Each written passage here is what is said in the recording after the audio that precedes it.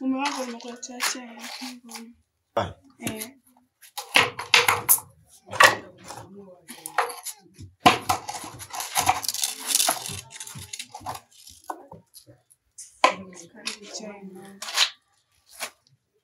Karibu chai. Mke wangu. Kitendo unachokifanya mtaani sicho. Achana nacho kabisa. Navisikia kabisa. Pia naamini kweli unachokifanya ni kweli, sio uongo. Vitu gani hivyo mume wangu? Achana nacho kwa sababu unaniumiza moyo. Unaniumiza moyo kabisa. Mimi ni mwanaume uishiwe gubu kila siku gubu. Matukio gani hao? Kama sikuelewa mangu. Afu mangu mbona gubu hivyo? Yaani kila siku gubu maneno hayo. Hamna neno gani? Wewe uniamini mume wangu, si ndio hivyo? Usipende kuninyanyasa hivyo.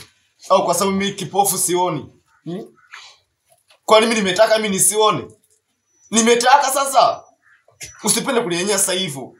Na mimi ni binadamu, nahitaji haki yangu kama mwanadamu. Maneno gani ambayo unasikia mtani? Unaoifanyia sio vizuri. Kila siku tunanichiti tu. Mimi wewe? Mimi siwezi kufanya hivyo mwanangu. Au kwa sababu siwezi kufanya hivyo. Afu sitoshe mimi ndani ya muda mrefu. Siwezi kufanya kitu kama hicho mwanangu. Nakupenda, naomba usinywe chai. Mimi chako sitaki kuanzia leo. Chai yako sitaki kuniletea chai, sitaki kuniletea chochote. Kwa sababu na imani kabisa unaweza kuniwekea sumu, unaweza kuniwekea kitu chochote nikafa. Kama sumu yangu kwa kinishishia kwa kitambo, ningekuwekea sasa hivi kipofu. Mimi sitaki kabisa chai yako. Sitaki chai kabisa.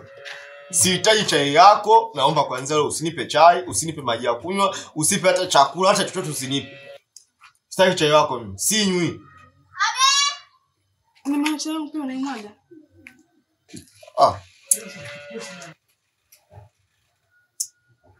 Sitaki chai kabisa. Kama utaki sana.